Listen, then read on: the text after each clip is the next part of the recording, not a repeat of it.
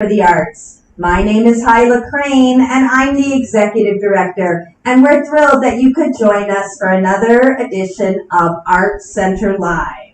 As always, we have a very special guest for you today. Our guest was, at one time, not so long ago, located here on Marco Island, but she and her husband have moved up to New York City. I want to welcome Abby Yetter joining us today. Hi, Abby.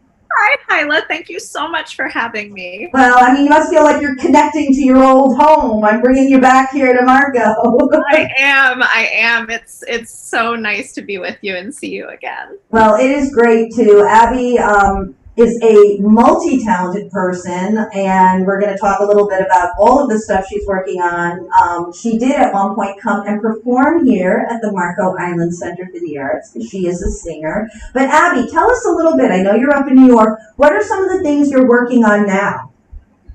Great question, Hyla. As always, I have multiple projects running at the same time. I teach private yoga classes here. I do one-on-ones, both online and in person. I also am a life coach, so I have life coaching clients that I work with one-on-one online.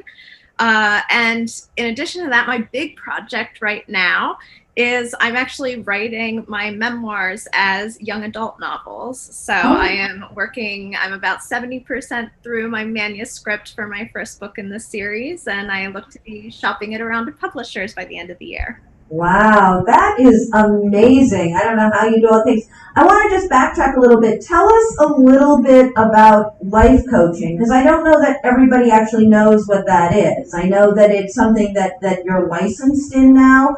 Exactly what is the process with life coaching? Sure. So life coaching is kind of like therapy's more amateur cousin. So essentially what we do is I work with people to help them figure out what they want out of their lives. And we work together to make a plan of action to help them get there. So whether it's finding a new job or getting out of a bad marriage or looking for something to make your creativity come back because you feel like you've lost that part of yourself, or deal with some trauma that you had as a child, any of those things, sorting through familial relationships. We work through all of that together. We kind of dive in deep, figure out what the root of the problem is, and then I help you figure out a plan to take some action and move forward to a better life. Wow, that's wonderful. I mean, that's really amazing. I wasn't aware of all of that, and I think that must be so marvelous. Now, is there any particular age group that you work with, or are you working with people of all ages? Just trying to get a sense of sort of what the practice is there. Sure, absolutely. I work with all different age groups, but I particularly like to work with people who are college age and older. I myself got life coaching when I was in my mid-20s, and that was, I kind of hit my quarter life crisis and was trying to figure out what I was going to do, and I ended up with a great coach who helped me figure my stuff out. And I enjoyed that process so much. I just felt like, oh my gosh, this is something I can do to help other people liberate themselves from the parts of their life that they feel shackled to. And so I felt a calling to get my certification, and now any age, but I really enjoy working with developing young adults and people who are maybe having a midlife crisis or going through something that they weren't expecting to at whatever point they're at in their life. That is amazing. Well, I'm going to make sure I'll see if we can, when we get ready to post this, perhaps we can put your website down so that people who are interested could connect with you, because you said this is something that can be done virtually as well as face-to-face, and I think that is a service a lot of people could benefit from. Now, you're writing a book. I mean, that I didn't know. As I said, I know a lot of the other things that you do, but the book was a surprise to me. Why did you decide at this time to begin that process? Well, this particular book, so this is the first book in what will be a trilogy. It's focused on a character who is based upon myself, and this story it's a true story based on a relationship I had with a teenage guy that I went to school with, and he actually used to be my singing partner. We did shows together, and we dated for a period of time. But the title of the book is called My Gay Boyfriend, so I think we can deduce that I was not the right match for him.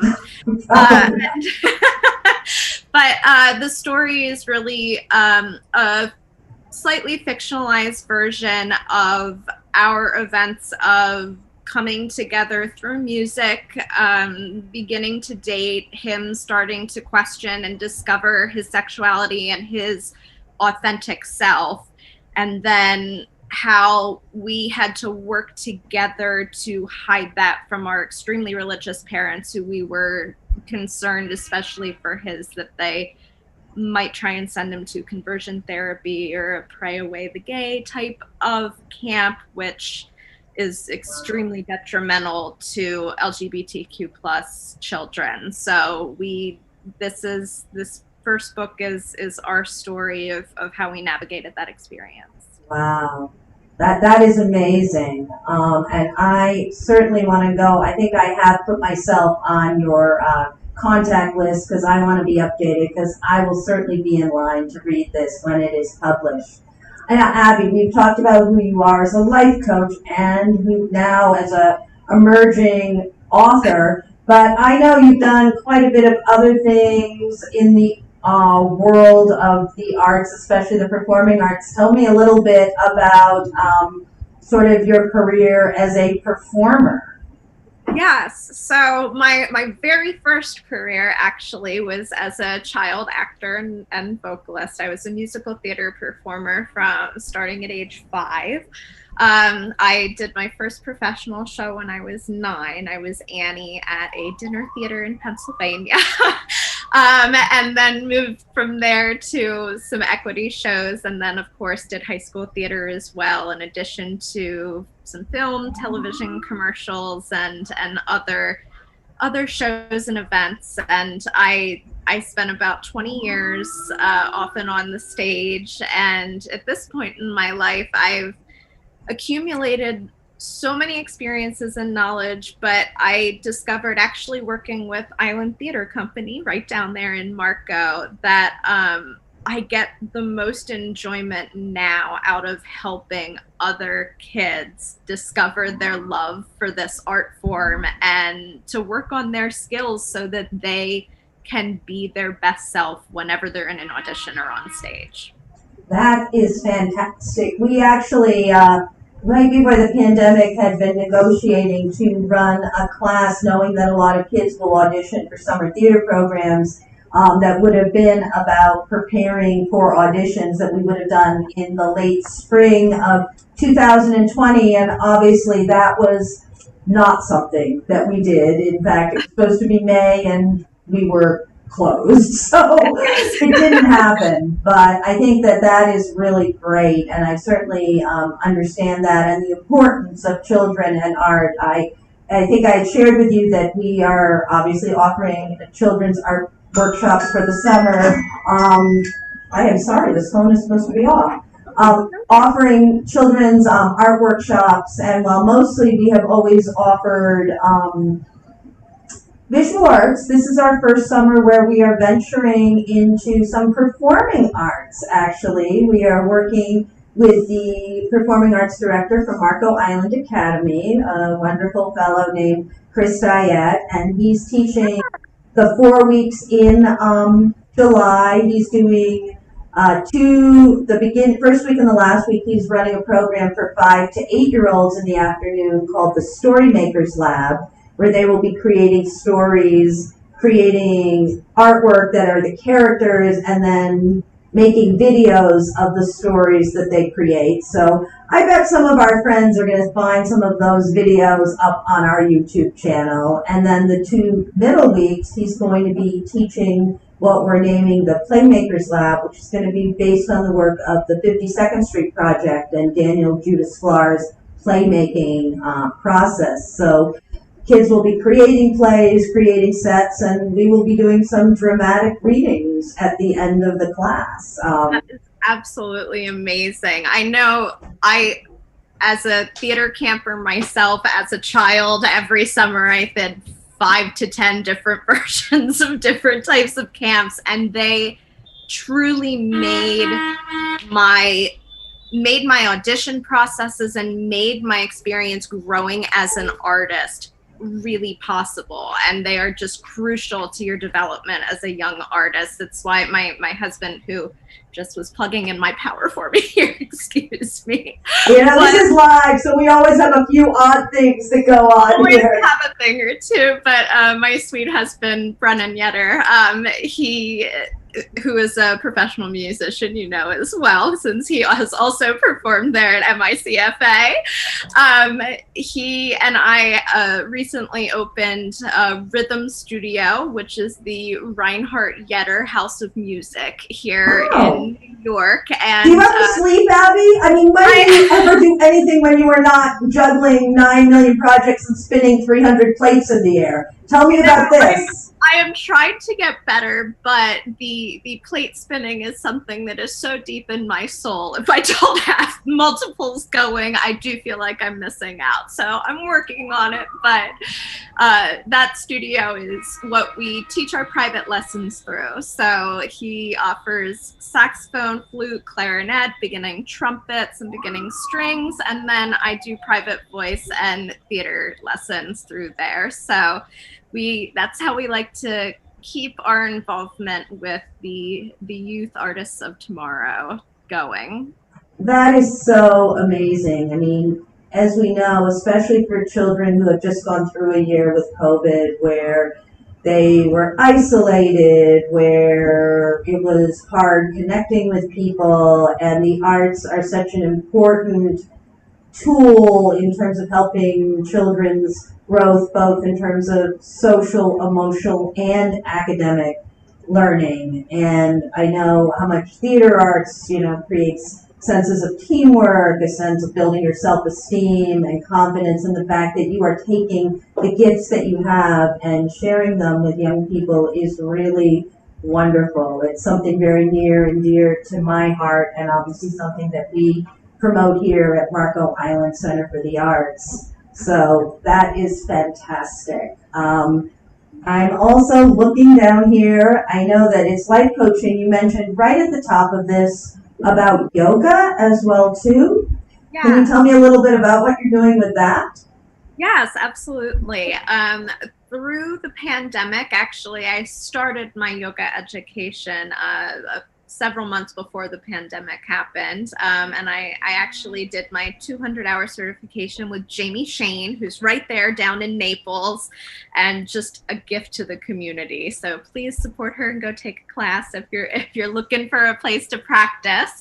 But I completed my time with her, and then the pandemic happened, like literally a month later. And I decided, well, I have all this time, so I think I'm going to try and just continue my education, because 200 hours just is not enough to know anything about something that you plan on teaching. So I decided to do my 300-hour with Susanna Barkataki, who is a very, very influential South Asian practitioner who was based out of Orlando at Ignite Yoga and Wellness Institute. She literally just moved to LA about a week ago, but she had this online program. It was the first one that she had ever offered online, and I got lucky enough to get in and be able to study with these amazing South Asian practitioners all over the world, from London and India all the way to LA and beyond. It was just a truly enriching experience that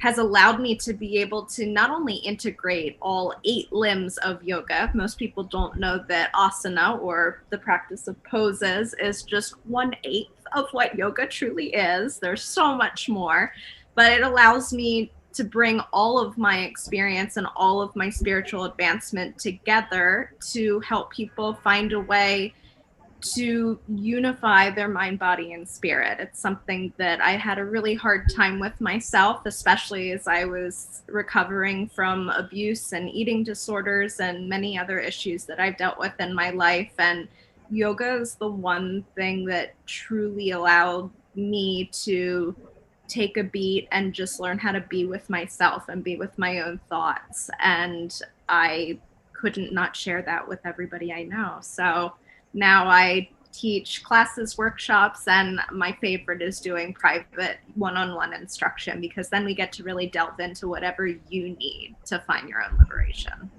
That is remarkable, Abby. And again, you have such a generosity of spirit, and you take all the gifts that you have, all that you've learned, and you just are sharing it with others to make their lives better, to make the world a better place. It's remarkable in a day and age where everybody sometimes is so caught up in their own world and me. Your focus is so much on what you do for others, and that's really beautiful. I just have to ask you, and it may be different people because of all the different things you do, but who or what has been a major influence on you as a performer, in your work with yoga, as a writer? As I said, there may be different people who have influenced you in different ways, but I just would be curious who those people are. Absolutely. I mean, the first person, and really it's two people, but the first people that come to mind are my grandparents, my Mimi and Grandpa, Scott and Brenda Reinhardt, who are Marco Island locals.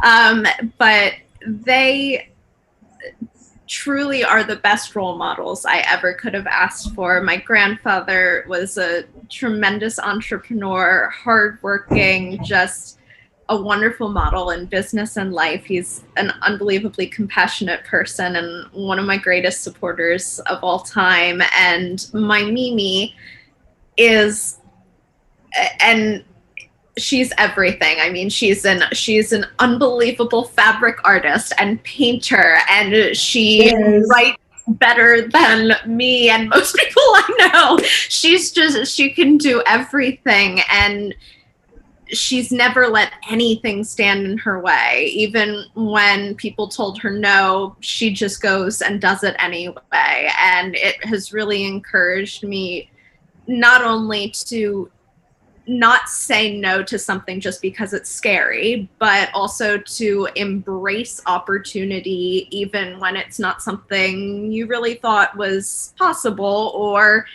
even something you thought might be good for you at first look. So just keeping an open mind and making sure that I turn my own car around when I'm in a bad mood, and staying with it is just something that they have given me that I take into every discipline that I do. That is lovely. I know family is so important, and obviously I know who your grandparents are. They were actually at the Art Center fairly recently, and I did give them a call to let them know you were going to be on today.